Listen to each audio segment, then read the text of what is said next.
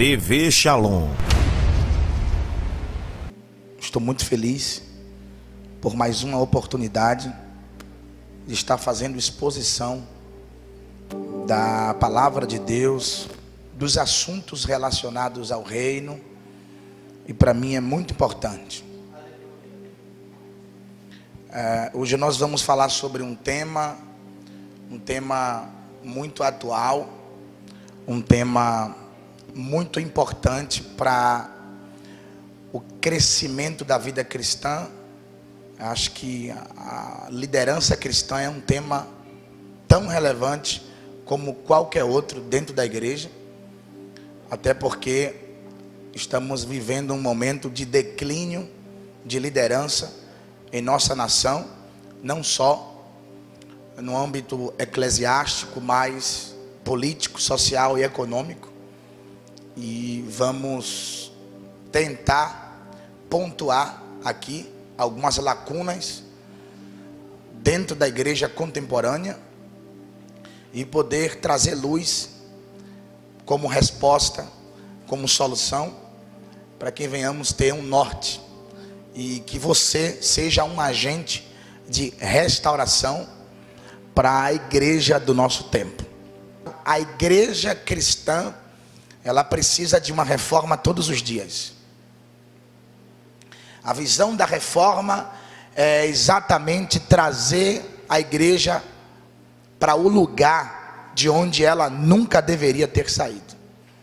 E falar de reforma protestante é tentar trazer o evangelho de 2000 anos atrás para o nosso tempo. 3 lacunas que existiam dentro da igreja medieval: a igreja católica apostólica romana, e basicamente 200 anos antes da reforma, a igreja medieval, a igreja católica, ela estava passando por um processo de declínio da fé. A fé da igreja, ela tornou-se duvidosa quanto às suas convicções, quanto aos seus valores, e isso transmitia insegurança para os fiéis. Hoje, em nosso tempo, a gente não sabe como, de fato, definir a palavra fé, porque tornou-se um termo banalizado. Hoje, todo mundo diz que tem fé em Deus, mas na verdade existe uma faceta por detrás disso tudo. A segunda lacuna foi exatamente a crise de salvação. Você vê que o termo salvação hoje ele não é tão explorado como deveria ser explorado, porque a igreja evangélica brasileira está passando por um processo semelhante à igreja medieval, de crise de salvação. Você vê que o regresso, o abismo é tão grande que tem gente na igreja com dúvida na mente, com dúvida no coração, pessoas que não têm a certeza da própria salvação. Isso em virtude dos escândalos, em virtude das aberrações que acontecem diariamente dentro das igrejas. A terceira lacuna é exatamente a falta de confiança nos sacerdotes. Os sacerdotes medievais, eles perderam a credibilidade diante dos fiéis. E é exatamente o que estamos vivendo em nosso tempo. As pessoas hoje estão tão desenganadas com o sacerdócio no templo, que você não vê mais ninguém com um papo de fazer confissão de pecados, de alguém chegar e compartilhar uma intimidade do seu casamento.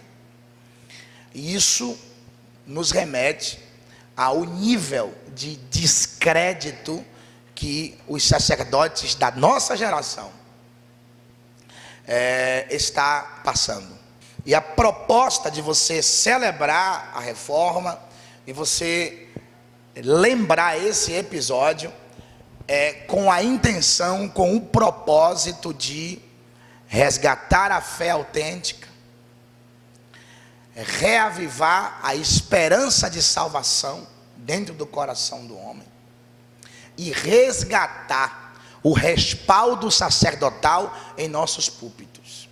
Muita gente prega a Bíblia, muita gente passeia na Bíblia, fala dos assuntos da Bíblia, mas o que está faltando mesmo é o Evangelho. E a proposta da reforma é resgatar o verdadeiro Evangelho para o púlpito da igreja brasileira. A igreja não está vivendo os seus melhores dias. Os dias são maus.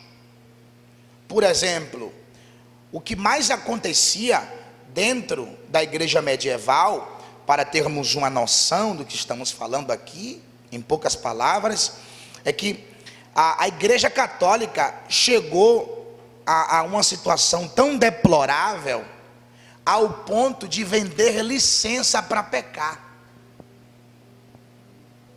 Então, de acordo com o nível da riqueza do indivíduo, ele tinha a autorização para cometer qualquer tipo de pecado. Na época da igreja medieval existiam as famosas indulgências. Hoje não se vende mais salvação, mas se vende a bênção. A suposta bênção, ela é vendida de qualquer forma. Chega aqui alguém te vendendo um produto, e a partir daí você é convencido a comprar esse produto por determinado valor. E a história se repete. Porque hoje não basta pregar só o Evangelho, tem que ser o Evangelho e mais alguma coisa. Tem que ter alguma coisa para complementar. O Evangelho não é suficiente para alguns. Então é necessário algo a mais. É o Evangelho mais a campanha. É o Evangelho mais o propósito. É o Evangelho e etc, e etc. Todas as vezes que a gente abre as Escrituras para poder ler a Bíblia e meditar a respeito das coisas de Deus, precisamos se sentir aflitos. Precisamos sentir vergonha da nossa condição de pecador. Não adianta. Se você lê a Bíblia e a Bíblia não confrontar você, não machucar o seu ego, tem alguma coisa de errado. As pessoas estão dispostas a receberem pressão do patrão para serem promovidas a um cargo maior. As pessoas estão dispostas a ir no programa do MasterChef para receber a pressão do chefe de cozinha. Mas quando chega na igreja, ela não aguenta a pressão do púlpito. Porque alguém que vai ministrar o Evangelho de Jesus, certamente vai machucar as pessoas. O primeiro bloco é chamado de teologia da glória. O segundo bloco é chamado de teologia da cruz. É que a teologia da glória é aquela teologia da exaltação. É aquela teologia do reconhecimento humano. É aquela teologia que você constrói uma expectativa dentro de você de que você vai conquistar, de que você vai triunfar. É aquela teologia onde as pessoas pregam para você de que Deus vai humilhar seus inimigos na sua frente. É a teologia onde se prega que você vai chegar a Deus através dos seus méritos. É como se tivesse uma escada e você subisse essa escada e se encontrasse com Deus lá no topo. Essa é a teologia da igreja contemporânea. Tudo que as pessoas fazem dentro do templo, em sua grande maioria, as pessoas esperam receber algo em troca. A teologia da glória, a teologia do reconhecimento, a teologia da coroa de ouro na cabeça.